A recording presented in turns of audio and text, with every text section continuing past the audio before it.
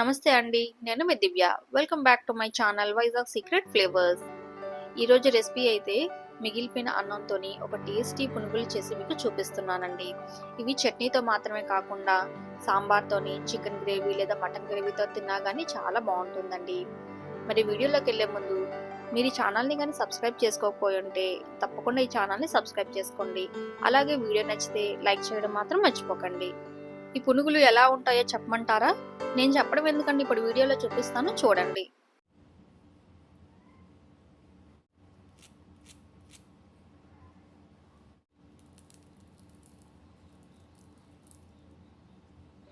చూసారా, పైన లేయర్ క్రిస్పీగాను ఇంకా లోపల సాఫ్ట్గా ఎలా అయితే ఉందో, లోపల స్పాంజ్ లాగా మెత్తగా ఉంటుందండి. పైన మాత్రం క్రిస్పీగా లేయర్ ఒకటి ఫామ్ అవుతుంది.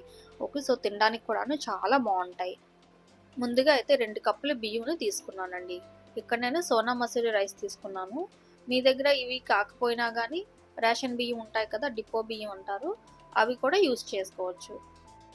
ఈ బియ్యాన్ని ఇప్పుడు శుభ్రంగా కడిగేసుకొని మంచినీళ్ళు వేసి 4 to 5 అవర్స్ నానబెట్టుకోవాలి.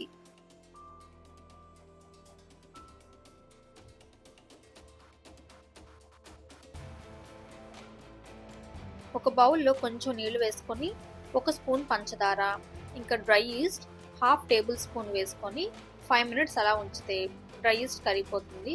అప్పుడు ఇది గ్రైండ్ చేసుకుంటాం బియ్యం అందులో వేసుకోవాలి. సో దీన్ని ఇప్పుడు అందాక పక్కన పెడదాం. 4 అవర్స్కి బియ్యం నానిపోయండి.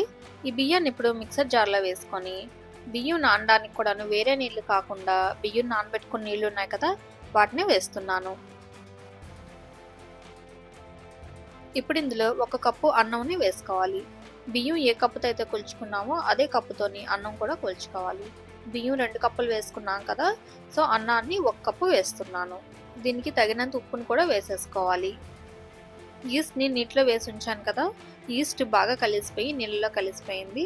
ఇప్పుడు దీన్ని కూడా మిక్సర్ జార్లో వేసేసుకొని అన్నం ఇంకా బియ్యం 2 కూడాను మెత్తగా ఎక్కడ కూడాను కొల్లాగా లేకుండా గ్రైండ్ చేసుకోవాలి. గ్రైండ్ చేసిన దాన్ని ఒక గిన్నెలోకి వేసేస్తున్నాను. బ్యాటర్ అనేది గిన్నెకి సగం వరకు రావాలి, అటువంటి గిన్నెని తీసుకోవాలి. ఎందుకంటే ఇందులో ఈస్ట్ వేసాం కదా, పిండిని 2 గంటలు అలాగే ఉంచేయాలి. అలా ఉంచితే ఏంటవుద్దంటే పొంగుతుంది అనమాట. అందుకోసమని కొంచెం పెద్ద గిన్నె తీసుకోవాలి.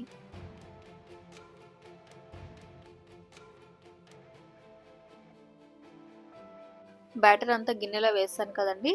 ఇప్పుడు దీనిపైన మూత పెట్టేసి లేదంటే వ్రాపింగ్ అన్నా చేసుకోవచ్చు. చేసి అలాగ 2 అవర్స్ ఉంచేస్తే పిండి పొంగుతుంది. 2 గంటల తర్వాత చూపిస్తున్నాను మీకు ఇది. చూడండి పిండి అయితే ఎంత బాగా పొంగిందో. ఫస్ట్ గిన్నెకి హాఫ్ వరకు ఉండేది కదా, ఇప్పుడు మీరు కానీ అబ్జర్వ్ చేసినట్లయితే కొంచెం పైకి వచ్చింది. చూడండి, చూడడానికి అది ఇడ్లీ పిండి లాగానే ఉంది. ఈ పిండిని లైట్గా ఒకసారి కలిపేస్తున్నాను. మరీ ఎక్కువగా కలిపితే అందులో నురగలు పోయి ఇంకా స్పాంజ్లా వచ్చే ఛాన్సెస్ అనేది ఉండదన్నమాట. సో మరీ అతిగా కలుపుకుండా పైన లైట్గా అలా కలుపుకుంటే సరిపోతుంది. ఇప్పుడు పొంగనాలు వేసుకునే ప్యాన్ ఉంటుంది కదా, అందులో లైట్గా ఆయిల్ వేసుకొని బ్యాటర్ చేసి ఉంచుకున్నాం కదా, అది స్పూన్తోని కొద్దిగా ఒక్కొక్క దానిలో వేసుకోవాలి.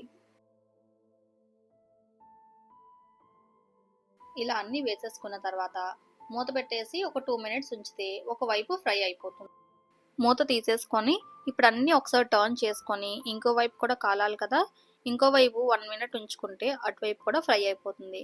ఇవన్నీ ఫ్రై అయిన తర్వాత ఒక ప్లేట్లోకి తీసేసుకోవడమే.